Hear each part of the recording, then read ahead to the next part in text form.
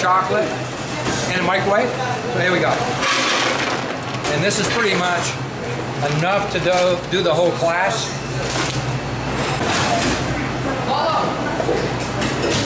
Okay, I'm gonna go in for about 30 seconds.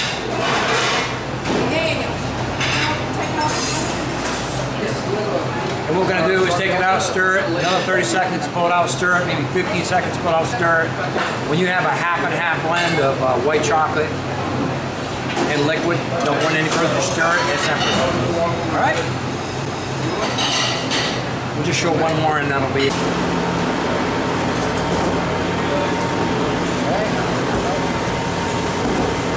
It's kind of, the center are melted. The outsides are not, that's the way it works. We're going to go in for another 15 seconds.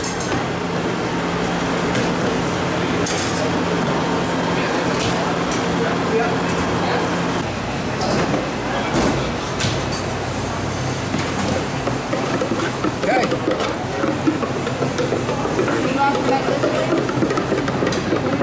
We're just going to stir it until it's tempered, and it'll be there. All right.